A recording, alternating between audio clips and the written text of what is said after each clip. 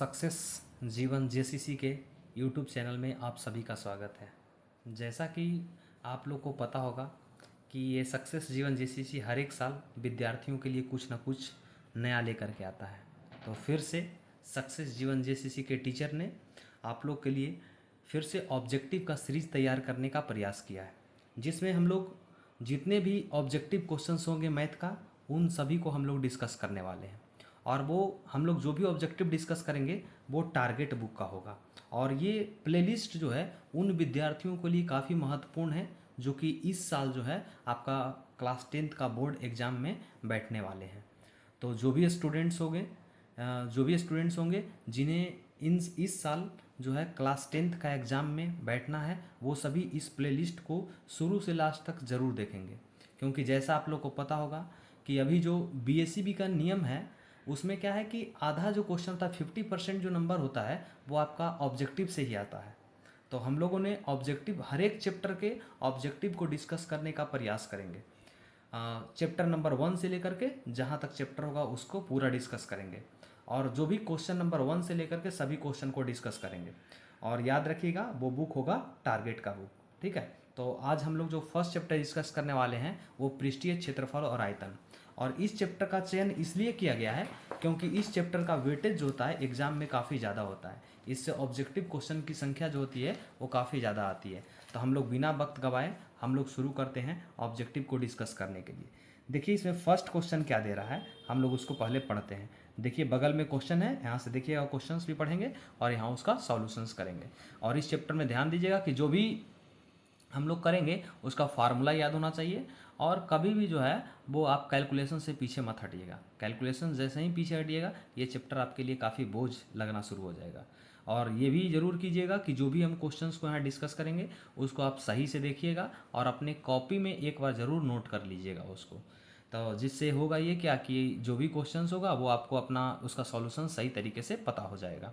तो चलिए आइए डिस्कस करते हैं। बोल रहा है क्या, एक अर्धगोले का जो आयतन है वो एक क्या बोल रहा है, एक अर्धगोले का आयतन 19,404 सेंटीमीटर क्यूब है। क्या दे दिया है, अर्धगोले का आयतन, अर्धगोले का जो है वो आयतन दे दिया है 19,404 सेंटीमीटर क्यूब है। अब कह रहा है क्या, हम तो कह रहा है अर्धगोले का कुल क्षेत्रफल निकालना है। अब देखिए सबसे पहला बात तो ये पता होना चाहिए कि हमको निकालना क्या है और दिया गया क्या है। बस दो चीज़ देखिएगा, ये चैप्टर कंप्लीट है। तो कह रहा है हमको निकालना है अर्धगोले का कुल पृष्ठ क्षेत्रफल। तो बताइए अर्धगोले का कुल पृष्ठ क्षेत्रफल कितना होता है, 3πr²। तो बताइए 3 कांस्टेंट है, पाई कांस्टेंट है, यानी अगर कहीं से r निकल जाए तो हम लोग का काम बन गया। तो देखिए आर निकालने का तरीका कहाँ से होगा, अर्धगोले का आयतन। बताइए अर्धगोले का आयतन कितना होता है, 2/3πr³। और ये हो गया 19,404। तो यहाँ से 2/3 का हो गया 2/3, पाई का वैल्यू हो गया 22/7 और r³ का हो गया r³, और बराबर कितना हो गया 19,404। यहाँ से r³ को इधर रहने देते हैं और बाकी जो भी है 19,404, ये 3 × 7 जो यहाँ भागा में दिख रहा है ये चला जाएगा कहाँ, गुना में, 3 × 7। और जो ऊपर में 2 × 22 दिख रहा है वो कहाँ चला जाएगा, नीचे। अब देखिए ये कट जाएगा कितना बार में, 882 बार में कट जाएगा। 22 से 882 बार में 19,404 और 2 से 441 बार में ये हो जाएगा। तो देखिए यहाँ से r बराबर हो गया, इधर क्यूब है तो इधर जाकर क्या बन जाएगा, घनमूल बन जाएगा। और ये 441 है तो उसको हम लोग लिख सकते हैं 21 × 21। और देखिए 3 × 7 है तो ये भी कितना हो गया, 21 हो गया। तो अब बताइए घनमूल में क्या होता है, अंदर अगर 3 रहता है तो बाहर कितना निकलता है, 1 निकलता है। तो 1 21 निकल गया बाहर, यानी यहाँ से वैल्यू आ गया, r का वैल्यू आ गया 21 सेंटीमीटर। लेकिन हम लोग को बोला था अर्धगोला का कुल पृष्ठ क्षेत्रफल निकालने के लिए, तो यहाँ से लिखेंगे अर्धगोले का कुल पृष्ठ क्षेत्रफल, अर्धगोले का कुल पृष्ठ क्षेत्रफल। अब बताइए अर्धगोले का कुल पृष्ठ क्षेत्रफल कितना होता है, 3πr²। तो 3 का हो गया 3, पाई का वैल्यू हो गया 22/7 और r², r का वैल्यू है 21 × 21। तो देखिए 7 तिया 21 हो गया, ये 22 तिया कितना हो गया 66 और 21 तिया कितना हो गया 63। तो 66 × 63 जब करेंगे तो ये आ जाएगा 4158 सेंटीमीटर², जो कि आपको ऑप्शन नंबर ए में दिख रहा होगा। ठीक है, अब चलते हैं क्वेश्चन नंबर सेकेंड में चलते हैं। क्वेश्चन नंबर सेकेंड क्या बोल रहा है, इसका जो आंसर हो गया वो ऑप्शन कौन सा हो गया, इसका ऑप्शन नंबर ए सही है। क्वेश्चन नंबर सेकंड कह रहा है क्या, अर्धगोले का संपूर्ण पृष्ठ का क्षेत्रफल होता है, ये तो डायरेक्ट फार्मूला है, अर्धगोले का संपूर्ण पृष्ठ का क्षेत्रफल बताइए। अभी तुरंत लिखे हैं अर्धगोले का कुल पृष्ठ क्षेत्रफल, कुल पृष्ठ क्षेत्रफल को ही क्या बोलते हैं, संपूर्ण पृष्ठ क्षेत्रफल, और वो किसके बराबर होता है, 3πr², जो कि फिर से आपको ऑप्शन नंबर किस में दिख रहा है, बी में दिख रहा है। ये डायरेक्ट जो था वो फार्मूला के ऊपर था, क्या था, अर्धगोले का संपूर्ण पृष्ठ क्षेत्रफल, अर्धगोले का संपूर्ण पृष्ठ क्षेत्रफल जो कि होता है 3πr²। चलिए अब क्वेश्चन नंबर थर्ड में चलते हैं, क्या बोल रहा है, कह रहा है एक घन का आयतन जो है वो 125 मीटर क्यूब है, घन का आयतन दे दिया 125 मीटर क्यूब, तो उसका निकालना है कुल पृष्ठ क्षेत्रफल। तो बताइए घन का कुल पृष्ठ क्षेत्रफल कितना होता है, 6a², जहाँ a क्या होता है, भुजा, अगर किसी तरह से भुजा आ गया तो हम लोग निकाल सकते हैं, तो वो भुजा कहाँ से आएगा, जो दिया गया है उससे निकाल लेंगे। क्या बोला है, घन का आयतन, बताइए घन का जो आयतन दिया गया है वो कितना दिया गया है, 125 मीटर क्यूब दिया गया है। तो घन का आयतन बराबर फार्मूला क्या होता है, a के क्यूब, तो a के क्यूब बराबर कितना हो गया, 125 मीटर क्यूब। तो यहाँ से आ गया कितना, a का हो जाएगा a, इधर क्यूब है तो ये इधर आपका बन जाएगा घनमूल में, और 125 को हम लोग लिख सकते हैं 5 × 5 × 5। देखिए 5 कितना बार है, 3 बार है, तो एक 5 बाहर निकल जाएगा, तो ये आ गया 5 मीटर आ गया, आपका भुजा आ गया। लेकिन हमको भुजा नहीं बोला था, हम लोग को बोला था उसका कुल पृष्ठ क्षेत्रफल, किसका, घन का, तो लिखेंगे घन का कुल पृष्ठ क्षेत्रफल, घन का कुल पृष्ठ क्षेत्रफल। ये जो घन का कुल पृष्ठ क्षेत्रफल होता है 6a², तो 6 का 6 हो गया, a के वैल्यू कितना है 5, तो 5 का स्क्वायर, तो 6 × 5 का स्क्वायर 25, तो 25 छक कितना हो गया 150, 25 छक हो गया 150, इतना मीटर जो है वो क्या हो जाएगा, स्क्वायर हो जाएगा, क्योंकि क्षेत्रफल होता है तो क्षेत्रफल किस में होता है, मीटर स्क्वायर में, जो कि आपको ऑप्शन नंबर किस में दिख रहा है, सी में दिख रहा है। अब कह रहा है क्वेश्चन नंबर किस में चलते हैं, क्वेश्चन नंबर 4 में चलते हैं। क्वेश्चन नंबर 4 क्या बोल रहा है कि एक घनाभ जो दिया गया उसका 3 संलग्न फलकों का क्षेत्रफल है x², y² और z² है, तो उसका आयतन भी बराबर होगा, मतलब उसका हम लोग को निकालना है आयतन। इसका 3 फलक दिया गया है, मतलब जो घनाभ है उसका 3 सतह दे दिया है, और वो सतह में क्या कर रहा है, उसका आयतन दे दिया है, उसका जो है वो क्या दे दिया है, क्षेत्रफल दे दिया है। तो बताइए घनाभ का जो प्रत्येक सतह होता है वो कैसा होता है, तो घनाभ का प्रत्येक सतह जो होता है वो आयताकार होता है। तो देखिए क्या होता है, घनाभ का प्रत्येक सतह आयताकार होता है और उसका क्षेत्रफल वो ऑलरेडी दे चुका है। तो बताइए घनाभ का सतह होगा वो क्या होगा, L × B, सतह का क्षेत्रफल, और वो किसके बराबर है, x² का है। फिर वैसे ही होगा क्या, b × h, अगला सतह होगा वो कितना होगा, y² के बराबर है, और होगा फिर h × l हो जाएगा, जो कि किसके बराबर होगा, z² के बराबर होगा। इसको हम लोग समीकरण फर्स्ट कर देंगे, इसको सेकंड कर देंगे, और इसको समीकरण क्या कर देंगे, थर्ड। अब तीनों समीकरण को हम लोग गुना कर देते हैं, ठीक है, इसको समीकरण फर्स्ट इंटू समीकरण सेकेंड इंटू समीकरण थर्ड, तो क्या होगा, जो लेफ्ट हैंड साइड है, जो बराबर के जो इस तरफ है वो एक साथ हो जाएगा गुना, और बराबर के इस तरफ वाला क्या हो जाएगा, एक साथ गुना। तो देखिए क्या हो गया, b × h इंटू क्या था, पहले l × b था, फिर क्या हो गया b × h है, फिर क्या है h × l है, और इधर क्या है x² y² और कौन स्क्वायर, z² है। तो देखिए यहाँ से l और l कितना बार है, 2 बार, तो क्या हो गया l²। फिर देखिए कितना b भी 2 बार है, तो हो गया b² और h भी 2 बार है, तो कितना हो गया h², और बराबर इधर इसको है कितना x² y² और कितना स्क्वायर, z²। अब देखिए यहाँ से कह रहा है क्या, l² भी सबके लिए स्क्वायर है, तो यहाँ से लिख सकते हैं LBH का क्या लिख सकते हैं, होल स्क्वायर, LBH का होल स्क्वायर, और इधर हो जाएगा कितना XYZ का जो है वो हो जाएगा होल स्क्वायर। तो स्क्वायर से स्क्वायर ये क्या हो जाएगा, खत्म हो जाएगा, तो बच गया कितना यहाँ से LBH और बराबर कितना हो गया XYZ। अब ये LBH क्या होता है, LBH तो ही होता है घनाभ का आयतन।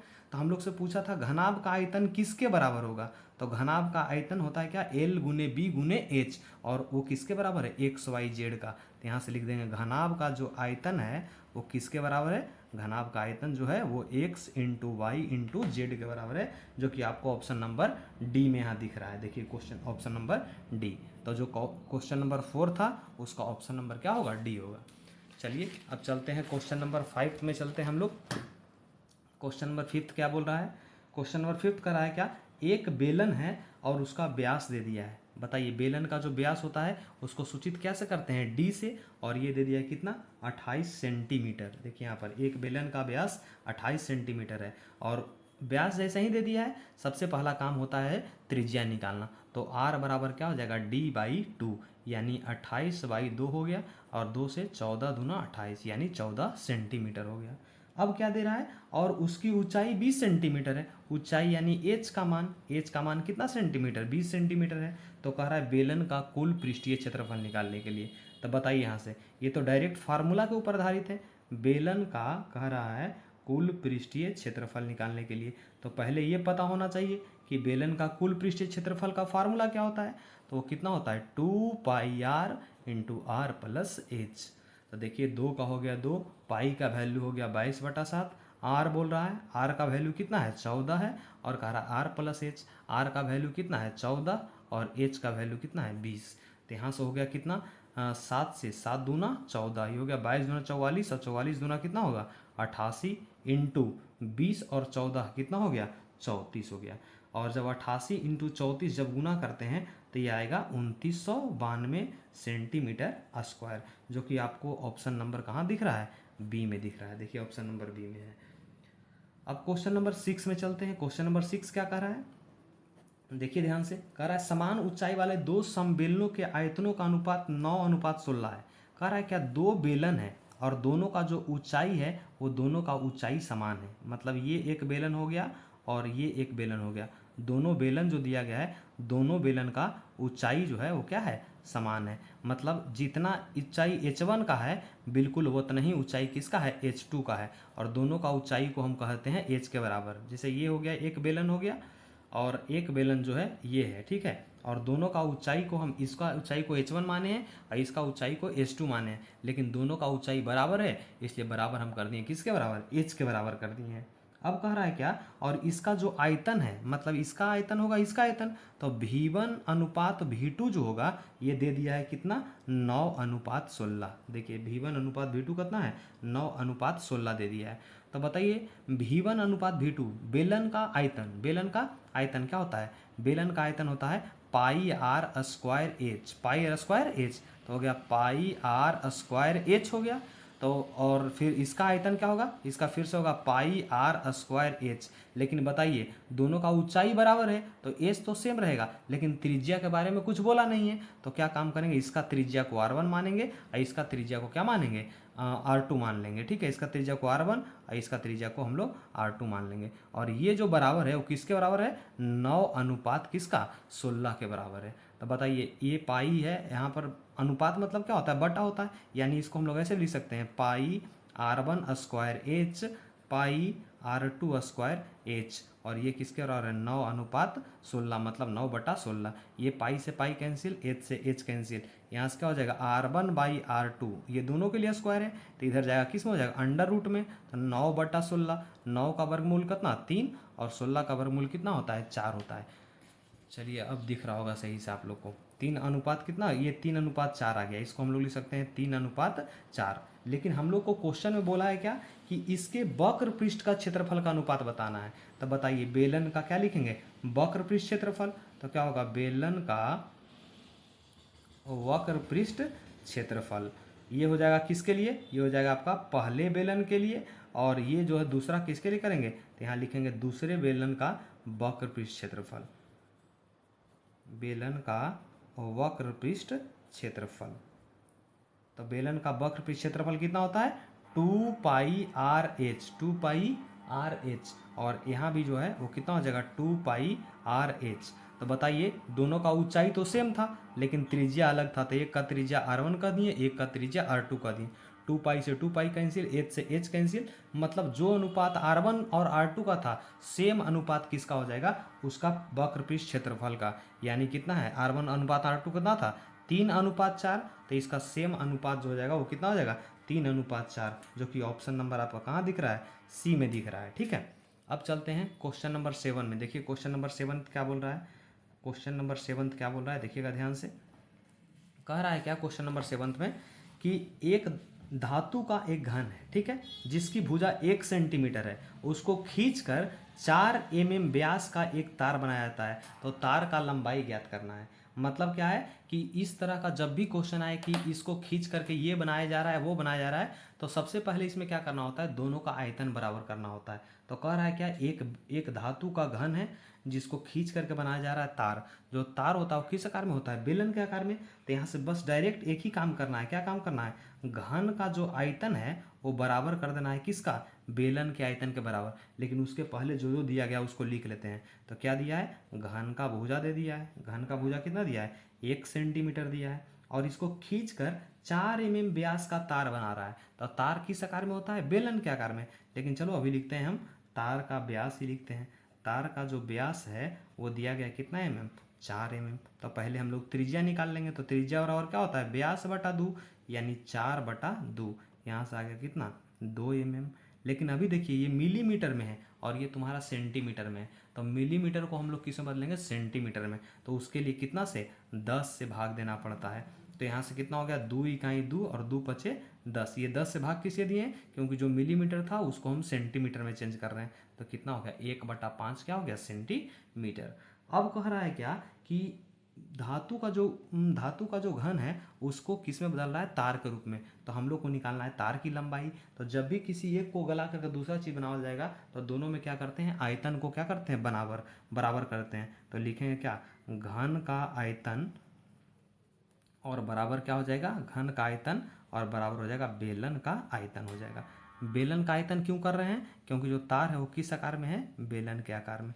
तो बताइए घन का जो आयतन होता है वो कितना होता है, 1 a³ और बेलन का आयतन कितना होता है, बेलन का आयतन बताइए जल्दी से कितना होता है, πr² होता है। तो बताइए 1 a³ a मतलब भुजा, भुजा दिया गया ऑलरेडी 1 है, तो 1 × 1 × 1 करेंगे तो 1 ही रह जाएगा। पाई का हो गया पाई और बोल रहा है r², कौन सा स्क्वायर, तो r का वैल्यू कितना है, 1/5। तो हो गया 1/5 का स्क्वायर। और h दिया हुआ नहीं है तो h का कितना हो गया, h। अब बताइए 1 का हो गया यहाँ 1, पाई का पाई, और यहाँ जब स्क्वायर करेंगे तो 1 का स्क्वायर 1 और 5 का स्क्वायर कितना हो गया, 25 और इंटू कितना हो गया, h। एच के अलावा जो भी इधर दिख रहा है सबको इधर लेकर के आ जाइए। 1 का 1 हो गया, जो 25 भाग में है वो 25 हो जाएगा गुना में, और जो पाई गुना में है वो पाई कहाँ हो गया, भागा में। और बराबर उधर क्या बच गया, एच बच गया। तो बताइए यहाँ से कितना हो गया, एच बराबर आज एच जो आ गया वो कितना हो गया, 25/पाई आ गया। 25 बटा कितना आ गया, पाई। और सब सेंटीमीटर में, तो ये क्या में हो गया, सेंटीमीटर में। तो क्वेश्चन क्या पूछ रहा था कि तार का लंबाई, तो ये जो ऊंचाई है वो किसका काम करेगा, लंबाई का ही काम करेगा। तो यहाँ से लिखेंगे तार की लंबाई। तो जो तार का लंबाई हो जाएगा वो कितना हो जाएगा, 25/पाई सेंटीमीटर। 25 बटा कितना हो जाएगा, पाई सेंटीमीटर, जो कि आपको ऑप्शन नंबर बी में दिख रहा होगा। ठीक है, अब आगे चलते हैं हम लोग, क्वेश्चन नंबर जो है वो 8 में चलते हैं। क्वेश्चन नंबर 8 क्या बोल रहा है, कह रहा है क्या, एक बेलन और एक शंकु के आधार समान है। मतलब क्या बोला है, एक बेलन है इस प्रकार का, ठीक है, एक बेलन हो गया और एक क्या दिया गया है, शंकु दिया गया है। दोनों का आधार समान है, दोनों का आधार क्या है, समान है। अब देखिए दोनों का आधार समान है मतलब क्या, दोनों का जो आधार होता है, ये जो होता है आधार, दोनों का आधार वो किस आकार में होता है, वृत्त के आकार में होता है। ठीक है, और दोनों का आधार क्या है, समान है। यदि उनके ऊंचाई भी समान हो, आधार तो समान है, आधार समान है मतलब इसका भी आधार समान है और इसका भी आधार क्या है, समान है। आधार समान है यानी किसका, आर का मान समान है, किसका मान समान है, आर का मान समान है। और साथ ही साथ कह रहा है उसका ऊंचाई भी समान है, मतलब जितना ऊंचाई तुम्हारा बेलन का दिया गया है बिल्कुल सेम ऊंचाई जो है वो किसका है, शंकु का। तो अगर इसके ऊंचाई को एच कहते हैं तो इसके ऊंचाई को भी हमको एच कहना पड़ेगा। तो कह रहा है उनके आयतनों का अनुपात निकालना है। किसका किसका आयतन, मतलब बेलन का आयतन और किसके आयतन का अनुपात, बेलन के आयतन और बटा किसका आयतन, शंकु के आयतन का अनुपात। शंकु का आयतन का क्या निकालना है, अनुपात निकालना है। तो बेलन का जो अनुपात होता है वो होता है πr²h और शंकु का आयतन होता है 1/3 πr²h। तो देखिए πr² से πr² क्या हो गया, कट गया, उल्टेंगे तो 3 जो है वो 3 कहाँ चला जाएगा, ऊपर चला जाएगा, और 1 कहाँ चला जाएगा, नीचे। यानी इसका जो अनुपात आ गया वो कितना आ गया, 3:1, जो कि आपको ऑप्शन नंबर किस में दिख रहा है, डी में। यानी 8वां क्वेश्चन का ऑप्शन नंबर कौन सा होगा, डी होगा। ठीक है, इसका ऑप्शन डी होगा। अब देखिए 9वां नंबर क्वेश्चन क्या बोल रहा है, कह रहा है क्या, यदि किसी घनाभ की लंबाई l है, चौड़ाई b है तथा ऊंचाई क्या है, h है, तो घनाभ का निकालना है आयतन। तो बताइए घनाभ का जो आयतन होता है उसका फार्मूला तो ऑलरेडी ये पता है सबको, L गुने बी गुने क्या होता है, h होता है। ठीक है, जो कि आपको ऑप्शन नंबर कहाँ दिख रहा है, ए में दिख रहा होगा। तो यहाँ से क्या है, घनाभ का आयतन, घनाभ का आयतन जो कि कितना होता है, घनाभ का आयतन होता है L into B into H, जो कि आपको ऑप्शन नंबर ए में दिख रहा है। ठीक है, चलिए क्वेश्चन नंबर 10वां में चलते हैं। कह रहा है क्या, 7 सेंटीमीटर त्रिज्या वाले एक अर्धगोले का कुल पृष्ठीय क्षेत्रफल ज्ञात करना है। तो बताइए त्रिज्या दे दिया है, अगर त्रिज्या दे दिया है तो आर का वैल्यू दे दिया है, और जो आर का जो वैल्यू है वो कितना दिया है, 7 सेंटीमीटर। तो कह रहा है क्या, अर्धगोला का कुल पृष्ठीय क्षेत्रफल, ये तो बिल्कुल फार्मूला बेस्ड क्वेश्चन है। कह रहा है क्या, अर्धगोले का कुल पृष्ठीय क्षेत्रफल, तो यहाँ से लिखेंगे अर्धगोले का कुल पृष्ठीय क्षेत्रफल, और वो कितना के बराबर होता है, 3 पाई आर स्क्वायर के बराबर। तो देखिए 3 का हो गया 3, पाई का वैल्यू देखिए जितना भी आंसर सब पाई में है, तो क्या करेंगे, पाई को हम लोग पाई ही रहने देंगे।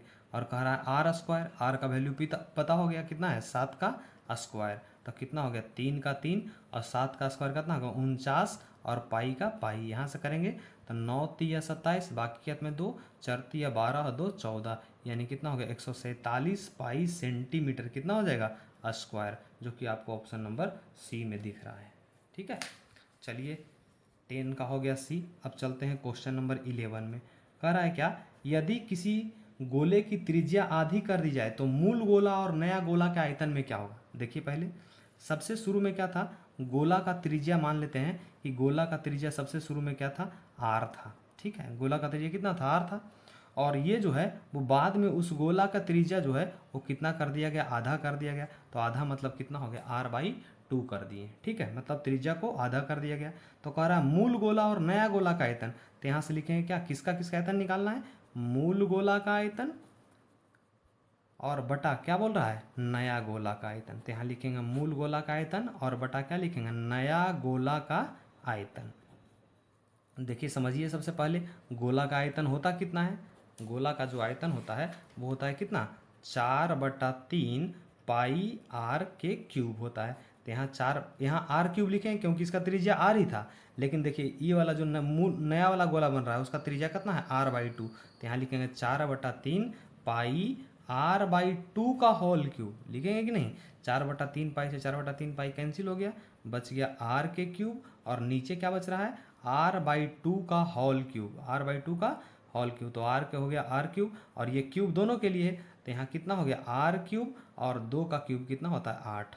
तो यहाँ से देखिए 8 को उलट देंगे तो 8 कहाँ चल जाएगा ऊपर, तो हो गया r के क्यूब बाई r के क्यूब इंटू कितना हो गया 8। ये r क्यूब से r क्यूब क्या हो गया कैंसिल, इसके नीचे कुछ नहीं तो 1, यानी 8/1, जिसको हम लोग बोल सकते हैं 8 अनुपात कितना होगा, 1 होगा, जो कि आपको ऑप्शन नंबर कहाँ दिख रहा है, जो कि आपको ऑप्शन नंबर बी में दिख रहा है। तो 11 का क्वेश्चन जो है उसका ऑप्शन नंबर कौन सा होगा, बी होगा।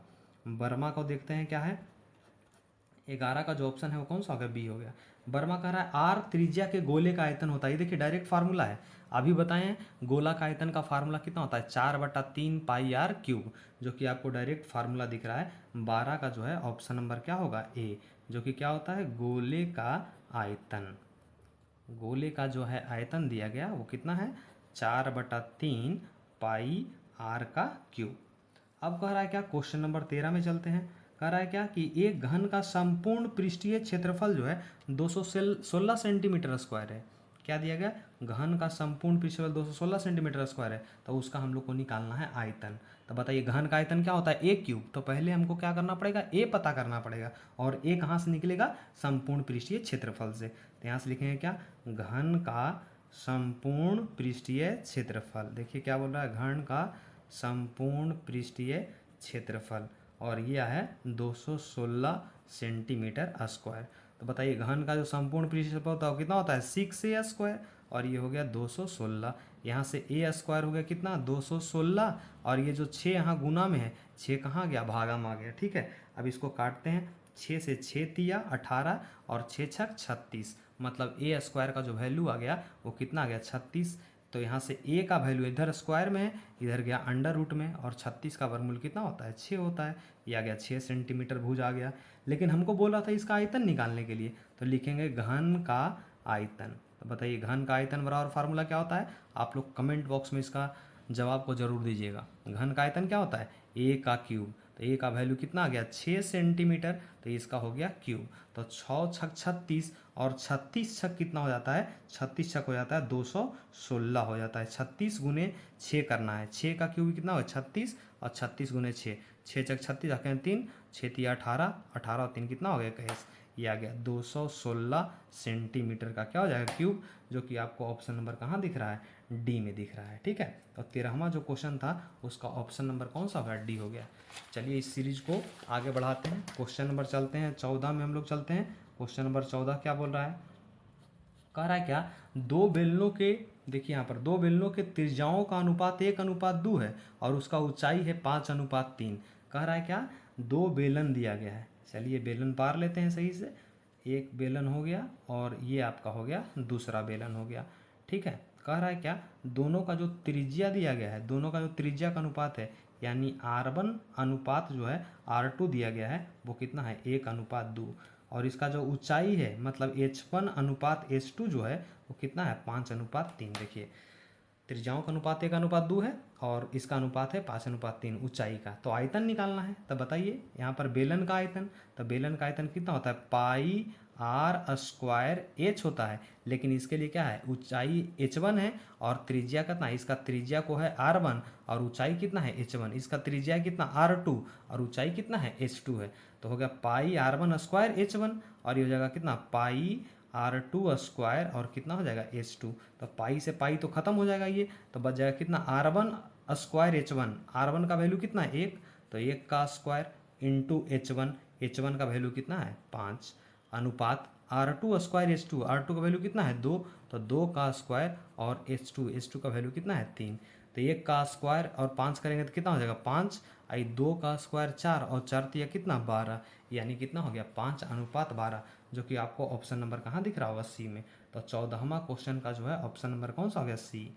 15वां क्वेश्चन देख रहे हैं, कह रहा है क्या बोल रहा है, कह रहा है एक बेलन का जो ऊंचाई है वो है 14 सेंटीमीटर।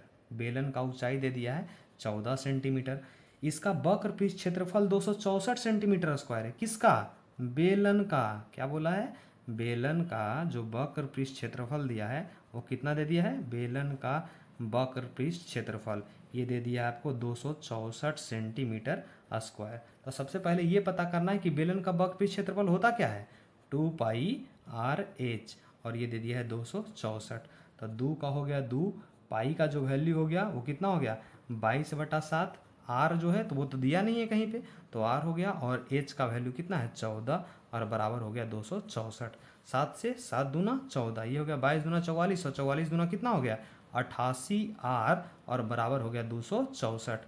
यहाँ से आर का वैल्यू आ गया 264 बटा कितना हो गया 88, ये कितना बार में 3 बार में कट गया, यानी आर का वैल्यू आ गया 3 सेंटीमीटर। लेकिन हमसे पूछा था बेलन का आयतन निकालने के लिए, तो अब क्या काम करेंगे, हम लोग निकाल लेंगे बेलन का आयतन, जो कि फार्मूला आप लोग को पता ही होगा।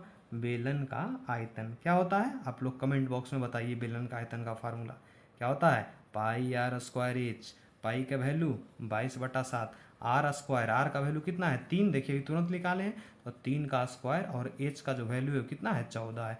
देखिए 7 से 7 दूना 14, ये आ गया कितना 22 इंटू 3 का स्क्वायर कितना हो गया 9, और 9 दूना कितना हो गया 18, यानी हम लोग को गुना करना है 22 गुने कितना करना है 18, तो 22 गुने 18 करेंगे तो 8 दूना 16, 8 दूना 1 17, फिर कितना हो गया 22, ये 6, 7 2 9 और 2 1 3, यानी कितना आ गया 396 जो है वो सेंटीमीटर क्यूब आ गया, जो कि आपको ऑप्शन नंबर कहाँ दिख रहा है, बी में दिख रहा है। चलिए क्वेश्चन नंबर 15 तक हम लोग सही प्रकार से डिस्कस कर लिए हैं। अब चलते हैं क्वेश्चन नंबर 16 में। कह रहा है क्या, दो घनों के आयतनों में 1:8 का अनुपात है। मतलब क्या है, दो घन दे दिया है, ठीक है, ये एक घन हो गया और एक घन और दे दिया है। दोनों घन का जो आयतन का अनुपात है वो कितना दिया है, आयतन का जो अनुपात है वो है 1:8, V1:V2 जो है वो कितना है 1:8। तो इसके कोरों का क्या अनुपात होगा, कोर मतलब होता है किनारा, ठीक है, तो मान लेते हैं कि इसका किनारा A1 था और इसका किनारा A2 था। तो बताइए घन का आयतन बराबर फार्मूला क्या होता है, घन का आयतन बराबर होता है A का क्यूब। तो यहाँ हो जाएगा कितना A1 का क्यूब और ये हो जाएगा कितना A2 का क्यूब बराबर कितना हो जाएगा 1:8। अब देखिए अगर इसको लिखें इस प्रकार से A1/A2 करेंगे और इसका क्यूब है तो क्यूब हो गया और कितना है 1:8 यानी 1 बटा कितना हुआ 8। ये क्यूब दोनों के लिए है, तो जब इधर जाएगा तो वो क्या काम करेगा घनमूल का, यानी A1/A2 जो है जब इधर जाएगा तो ये घनमूल का काम करेगा कितना 1/8। और 1/8 में क्या होगा 8 को लिख सकते हैं 2 गुने 2 गुने 2 3 बार 2 होगा तो 1 2 कहाँ निकल लेगा बाहर और 1 को तो 1 गुने 1 गुने 1 लिख ही सकते हैं। तो यहाँ से घनमूल करेंगे तो कितना आ जाएगा 1/2। तो यहाँ से बोला था उसका किनारा का अनुपात, तो किनारा का जो अनुपात है 1/2 यानी इसका कहने का मतलब क्या हुआ 1:2, जो कि आपको ऑप्शन नंबर कहाँ दिख रहा है बी में दिख रहा है। ठीक है, तो 16 का जो है ऑप्शन नंबर आपका हो गया बी। अब कह रहा है क्वेश्चन नंबर 17 में देखिए क्या बोल रहा है कि क्वेश्चन नंबर 17 में बोल रहा है कि गोला का संपूर्ण पृष्ठ का क्षेत्रफल ज्ञात कीजिए, निम्न में कौन होगा अगर त्रिज्या आर हो। फिर से एक ही क्वेश्चन है कि गोला का संपूर्ण पृष्ठ क्षेत्रफल बताना है और त्रिज्या कितना बोल दिया आर। तो बताइए गोला का संपूर्ण पृष्ठ क्षेत्रफल कितना होता है 4/3 पाई आर। क्या बोल रहा है गोला का संपूर्ण पृष्ठ क्षेत्रफल बोला है इस बार, तो क्षेत्रफल कितना होता है 4πr²। गोला का संपूर्ण क्षेत्रफल कितना होता है 4πr², जो कि 17 का जो है क्वेश्चन नंबर वो क्या होगा 17 का ऑप्शन नंबर डी। यहाँ लिख देंगे गोले का संपूर्ण पृष्ठ क्षेत्रफल, ये आपका हो गया 4πr², जो कि ऑप्शन नंबर कौन सा होगा डी। चलिए आते हैं क्वेश्चन नंबर 18 में कह रहा है क्या एक शंकु का ऊंचाई जो है एक शंकु दे दिया है, शंकु बना लिए। कह रहा है इस शंकु जो है इसका क्या दे दिया है ऊंचाई ये दिया है 24 सेंटीमीटर और इसका आधार का जो त्रिज्या है मतलब जो रेडियस है, ठीक है, वो त्रिज्या जो है वो कितना सेंटीमीटर 6 सेंटीमीटर। तो हम लोग को बोला है शंकु का आयतन निकालने के लिए, ये काफ़ी इजी क्वेश्चन है शंकु का आयतन।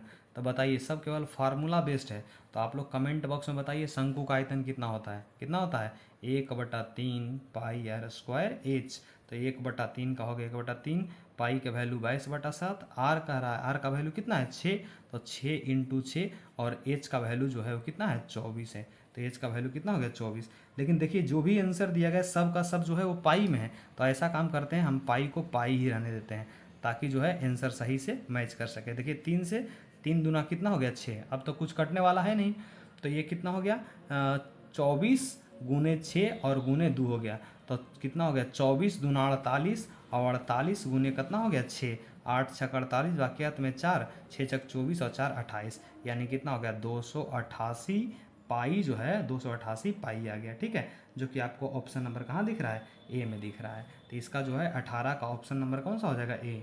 अब चलते हैं ऑप्शन क्वेश्चन नंबर 19 में चलते हैं। क्या बोल रहा है यदि एच ऊंचाई और आर त्रिज्या वाला एक ठोस बेलन का वक्र पृष्ठ को क्षेत्रफल इसके कुल पृष्ठ क्षेत्रफल का 1/3 है। मतलब बोला क्या है कि एक बेलन है और उसका जो वक्र पृष्ठ क्षेत्रफल है वो कुल पृष्ठ क्षेत्रफल का कितना तिहाई है 1/3 है। तो लिख देंगे यहाँ पर बेलन का जो है क्या वक्र पृष्ठ क्षेत्रफल, बेलन का वक्र पृष्ठ क्षेत्रफल जो है बेलन के कुल पृष्ठ क्षेत्रफल का, बेलन का कुल पृष्ठ क्षेत्रफल का कितना तिहाई 1/3, कुल पृष्ठ क्षेत्रफल का 1/3, 1/3 मतलब होता है 1/3 होता है। ठीक है, तो कह रहा है क्या तो कौन सा कंडीशन होगा कौन सा कंडीशन सही है उस चीज़ को बताना है। तो बताइए बेलन का जो वक्र पृष्ठ क्षेत्रफल होता है वो कितना होता है 2πr(h) होता है और 1/3 का हो गया कितना 1/3 और कह रहा है बेलन का कुल पृष्ठ क्षेत्रफल। तो बताइए बेलन का कुल पृष्ठ क्षेत्रफल कितना होता है 2πr × r+h होता है। ठीक है, तो देखिए ये 2πr से ये 2πr क्या हो गया कैंसिल हो गया, 2πr से 2πr क्या हो गया कैंसिल हो गया।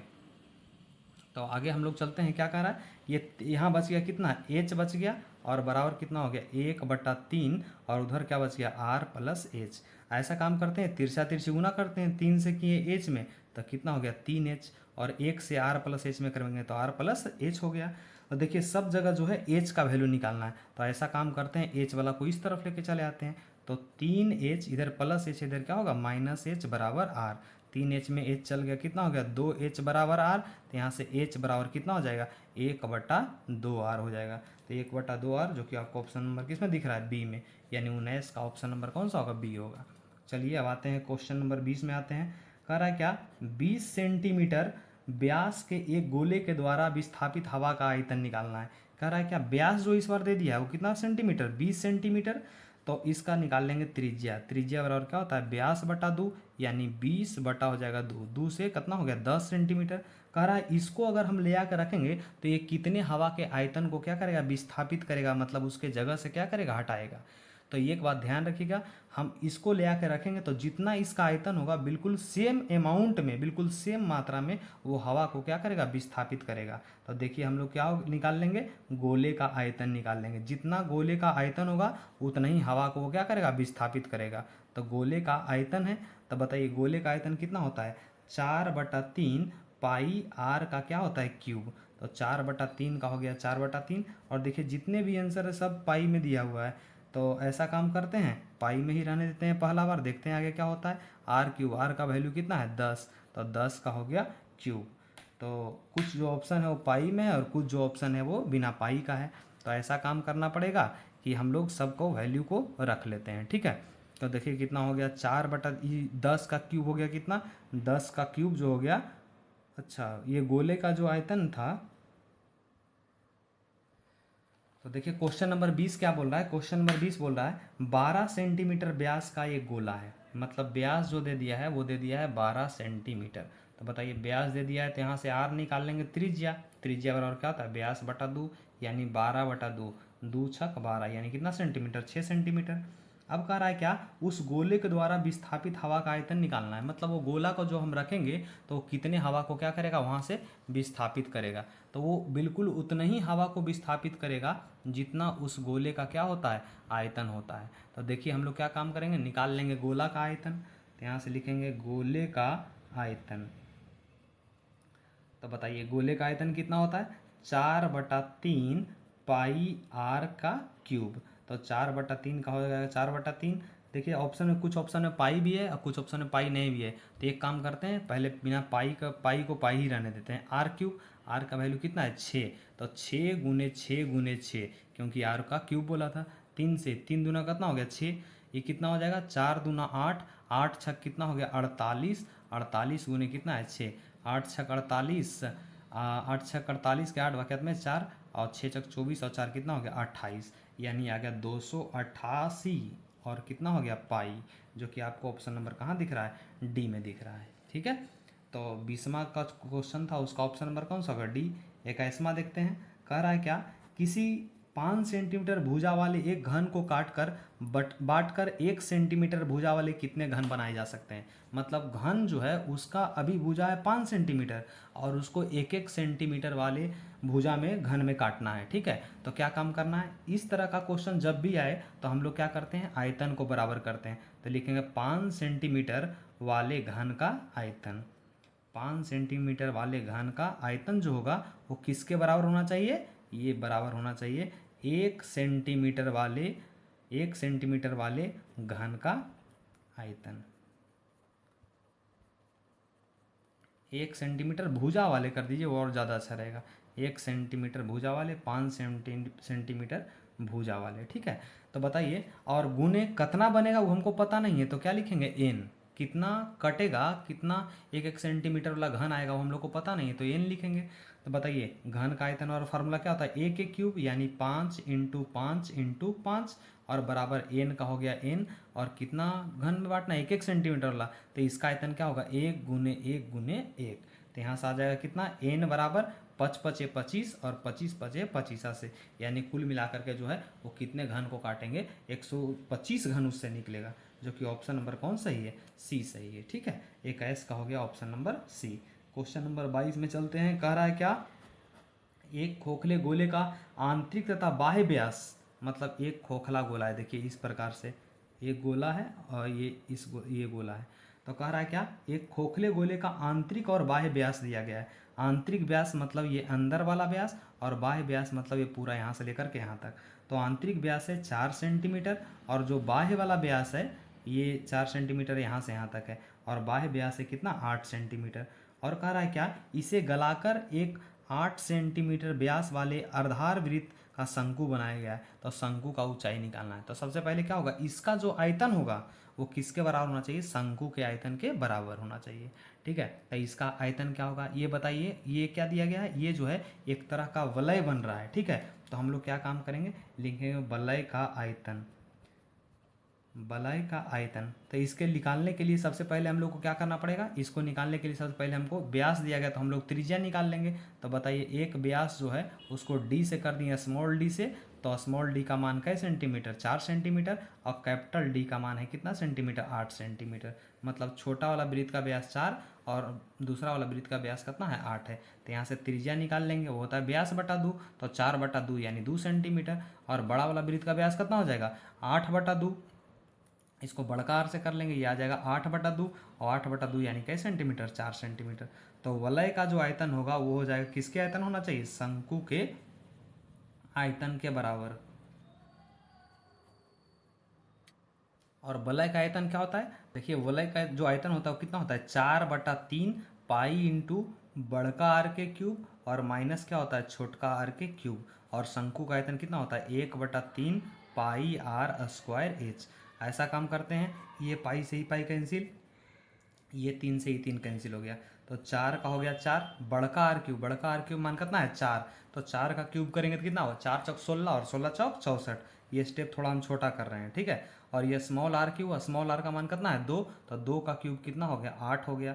और बराबर इधर कह रहा है आर स्क्वायर, ये आर किसके लिए, शंकु के लिए। तो देखते हैं कि शंकु का त्रिज्या दिया था कि नहीं। कह रहा है इसे गलाकर एक 8 सेंटीमीटर व्यास वाला आधार वृत्त का शंकु बनाया गया है। मतलब शंकु का जो व्यास दिया गया था वो कितना था 8 सेंटीमीटर। देखिए यहाँ शंकु का व्यास कैसे सेंटीमीटर 8 सेंटीमीटर। तो उसका त्रिज्या को हम लोग लेना है ना।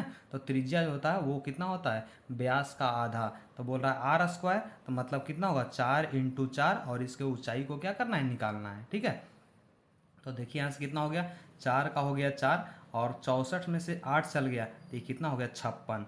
और बराबर कितना होगा 4 × 4 × एच। ये 4 से ये 4 कट गया, ये एच को हम इधर ही रहने देते हैं। और 56 का हो गया 56, ये 4 गुना में 4 कहाँ आ गया भागे में, 4 से 14 चौक 56। यानी ये आ गया कितना, एच का मान आ गया 14 आ गया। एच का मान कितना आ गया 14, यानी 22 का जो है ऑप्शन नंबर सी है। तो वीडियो काफ़ी लंबा हो रहा है तो हम लोग क्या करते हैं कि ये क्वेश्चन नंबर 22 को पहले सीरीज में डिस्कस करते हैं। और अगले सीरीज में हम लोग क्या काम करेंगे, क्वेश्चन नंबर 51 तक जो है ये आपका इसमें टोटल मिला करके जो है वो क्वेश्चन कितना है, टोटल मिला के क्वेश्चन नंबर 80 क्वेश्चन है। तो अगले सीरीज में प्रयास करेंगे कि हम क्वेश्चन नंबर 51 तक डिस्कस करें और उसके अगले सीरीज में जो है वो क्वेश्चन नंबर 80 तक डिस्कस करने का हम लोग प्रयास करेंगे। ठीक है, तो वीडियो काफ़ी लंबा हो रहा है तो इसको यहीं स्टॉप करते हैं। इसका जो अगला वीडियो आएगा उसमें आपको क्वेश्चन नंबर 23 से लेकर क्वेश्चन नंबर 51 तक रहेगा। तो आप लोग सभी इस वीडियो को जरूर देखिएगा। अगर ये चैप्टर जितना भी ऑब्जेक्टिव हम डिस्कस कर रहे हैं अगर उतना देख लिए तो आपका ये 2 नंबर वाला भी जो है इस चैप्टर से जो भी क्वेश्चन आएगा उसको आप आसानी तरीके से बना सकते हैं।